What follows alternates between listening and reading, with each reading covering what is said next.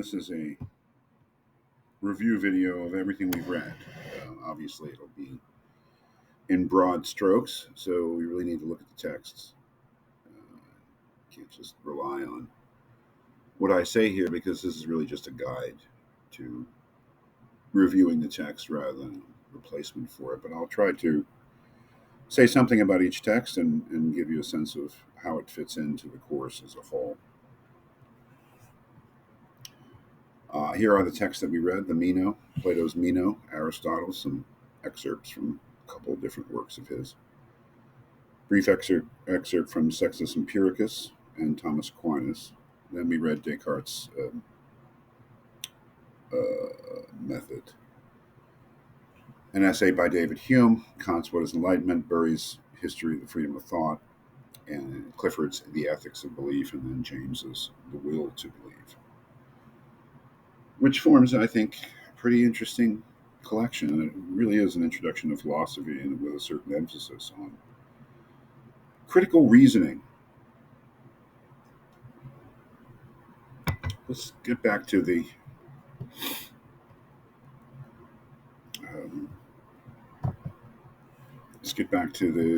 name of the course. Why critical reasoning? If you look at the syllabus, if you still have it,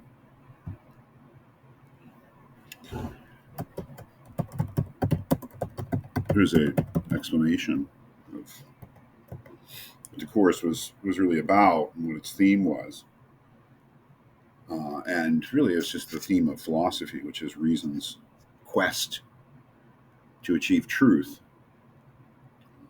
And there's really two parts in this title of the course that are interesting. One is just reasoning. Reasoning is just making inferences, going, thinking you might know one thing, and then on the basis of that, inferring something else, and then so on and so on.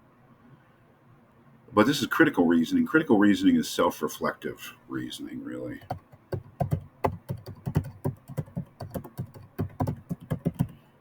Where we're not just reasoning, we're reflecting on the nature of our reasoning. And that's really what the course does. We reason all the time, and so do scientists and mathematicians and logicians and all sorts of people. But they don't necessarily think about what they're doing when they reason, which is kind of what this course was about, thinking about reasoning. Critical reasoning, uncritical reasoning would just be reasoning without thinking of the limits and problems of reasoning. Critical reasoning is reasoning philosophically, where we think about the premises of reasoning, we think about the problems of reasoning, we think about the difficulties associated with reason trying to find truth. So you may say that that's the theme of the course, and I think that the Meno is a great example of that. What was the Meno about? Well, obviously the Meno is about the question of virtue. And one of the first, maybe the first question I asked you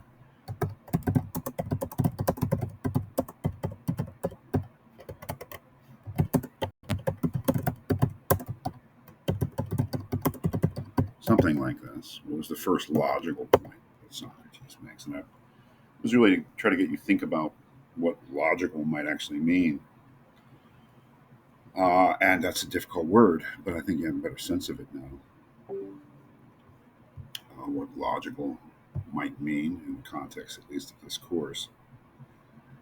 So we're going to have to plug in here.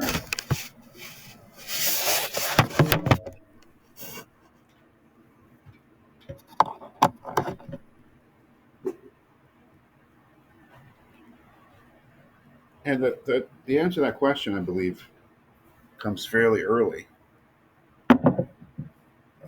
Remember that Meno asks, basically,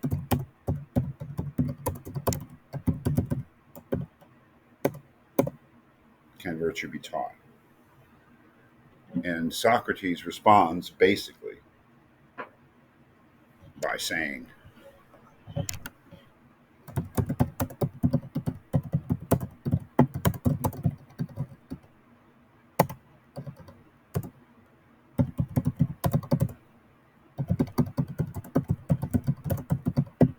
That is a logical point.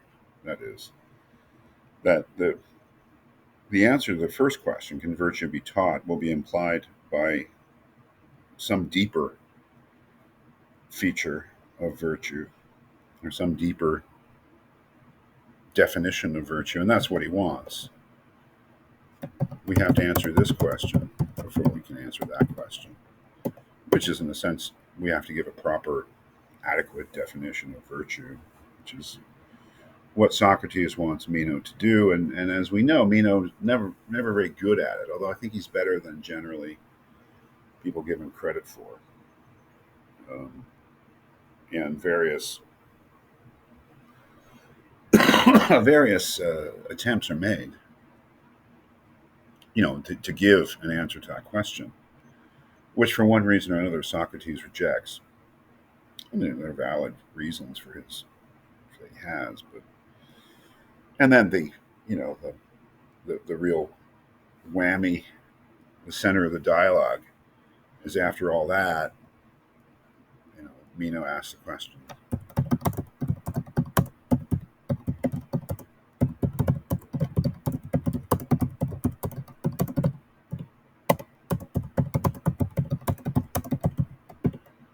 And this is the real genius sort of question that is asked, whether it comes from Meno himself or whether he's heard it asked by other people. It is the center of the dialogue, and obviously Socrates has a response to this, which is essentially that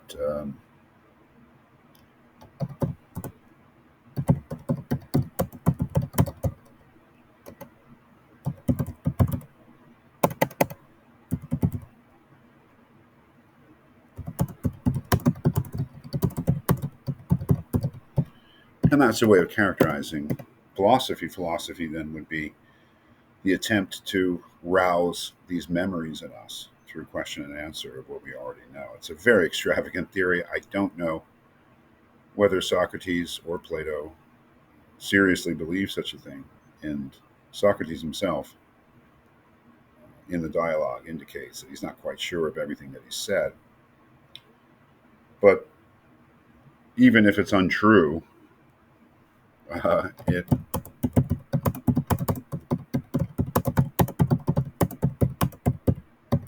gives us a reason for to keep on inquiring, to keep on looking.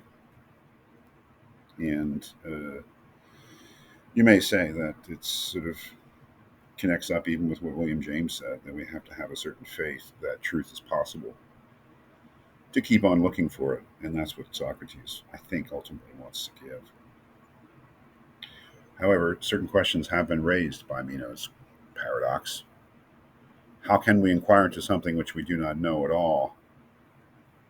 Well, if we look to Aristotle, Aristotle said that learning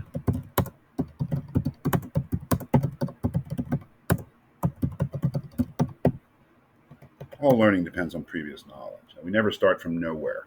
We always start somewhere.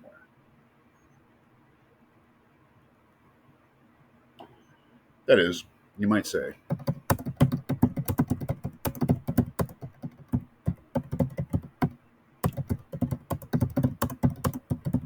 we always start with assumptions about what is true. If we didn't, we wouldn't be able to move on and demonstrate anything else or learn anything else or say that we know anything else. We have to start somewhere. And so it's a very reasonable question to say,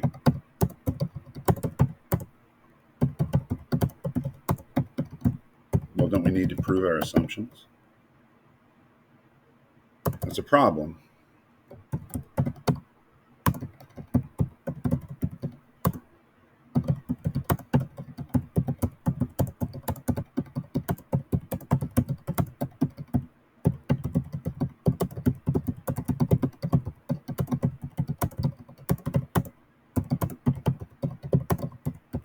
And the etc. is the infinite regress, right? That is, if we need to prove all of our assumptions, then we will be involved in infinite regress, because the proving of assumptions would rely upon other assumptions, which would rely upon other assumptions, and they would need to be proved, and they would rely on assumptions, et cetera, et cetera. So we evolve in an infinite regress, which maybe we are, right? If you're a skeptic, that's exactly what you would say is the case. But Aristotle has a kind of solution, and that solution is an example. And the example is the principle of non contradiction.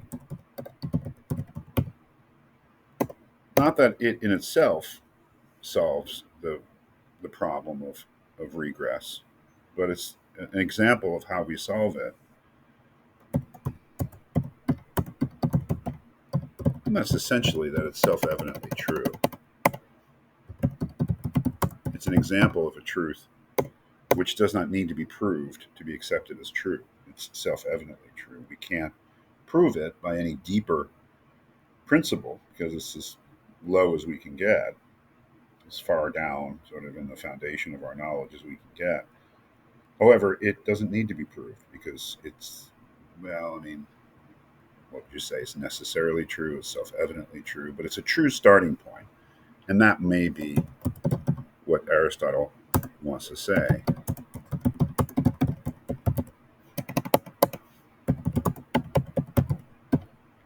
That there are true starting points in knowledge.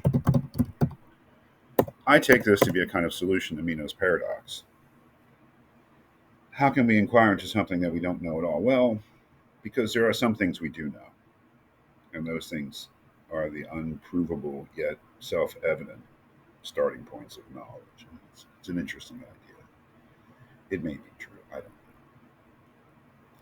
But I wanted to throw something in there with Sextus, who basically says, well, okay, you can be like Aristotle, but that would make you a dogmatist. Dogmatist, in the context of Sextus Empiricus, is just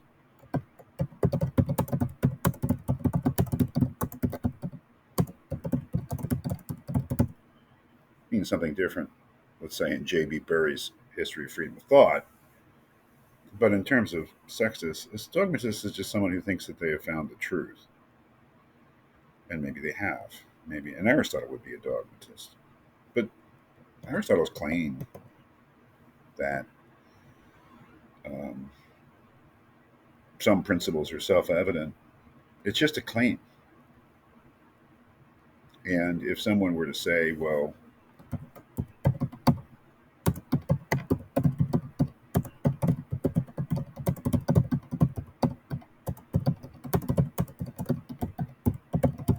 then we're just back to the infinite regress.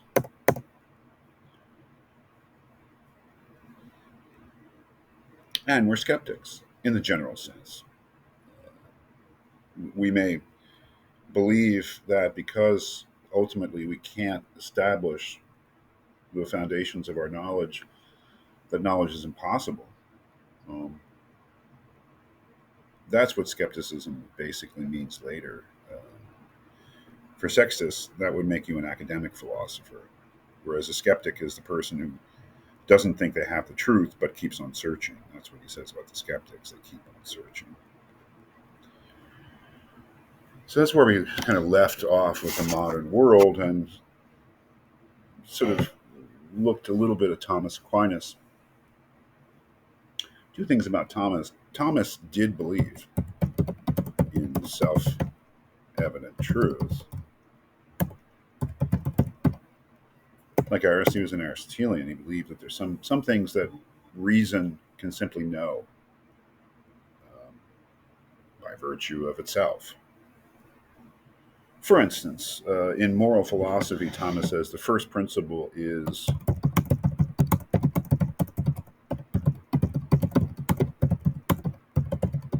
and he said that's kind of baked in so deeply in our knowledge that it's undeniable and doesn't need to be established. But that in addition to these fundamental self evident truths that are just naturally available to us through reason, there is also revelation. And that was kind of the point of the little thing that I gave you from the beginning of the Summa Theologica. For Thomas, let's say certain supernatural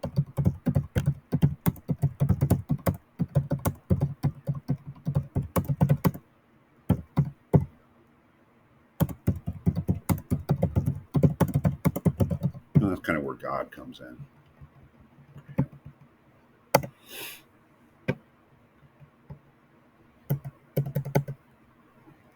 That is, Thomas did think that you could prove the existence of God just in a general abstract way, but the principle or the tenets of the Catholic Church, for instance, Christianity, those are not, many of them at least, most fundamental of them, need to be revealed directly by God to human beings. At this point, we moved on to Descartes' method for seeking truth.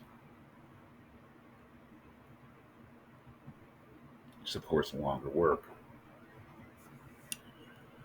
We all know the story.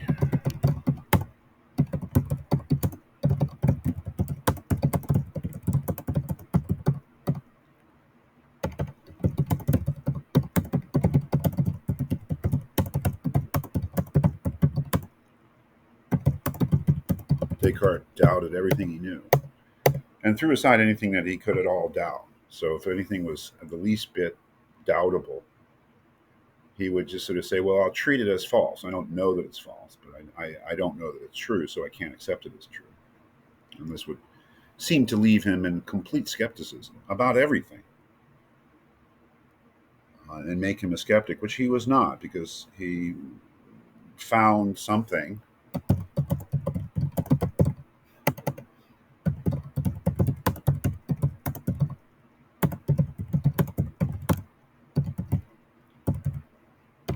and that was that he was thinking.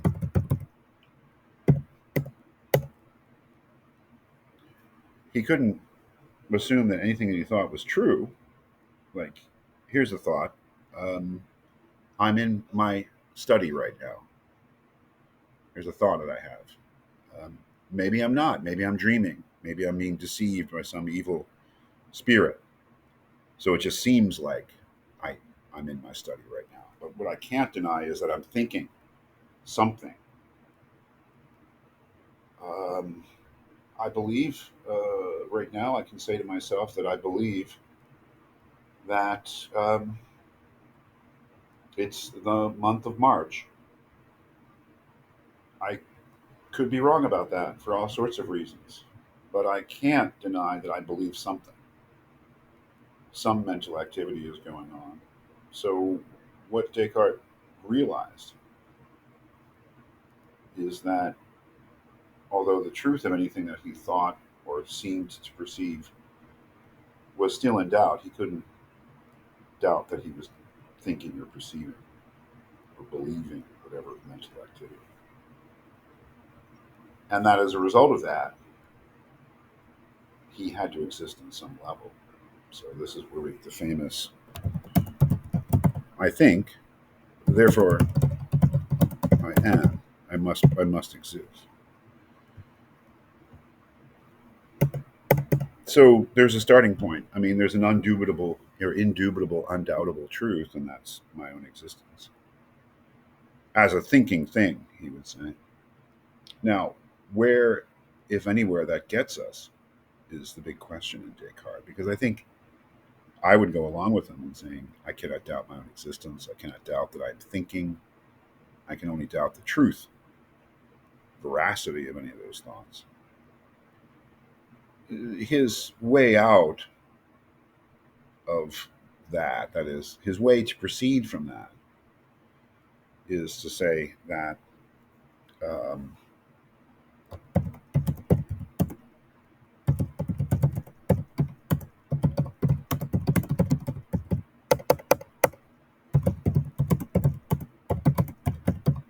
if something presents itself to my mind as clearly and as distinctly as my own existence, let's say, or the fact that I'm thinking, which I know must be true, then the other things must be true as well. That's pretty shaky.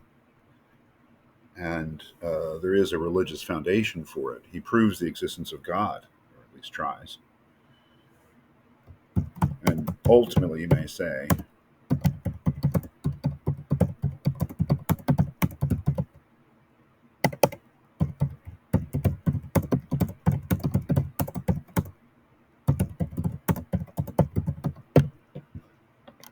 this is sort of the infamous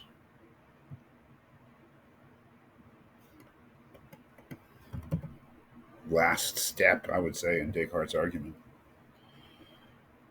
If you establish that God exists and that God is good, then although we human beings are fallible, we can be wrong about the details. We could not be wrong in the most fundamental assumptions of our thought. For instance, that our thought actually does relate to a world outside of us, things like that. So that brings us to about halfway to the course, and I'll make another video that'll take us to the end.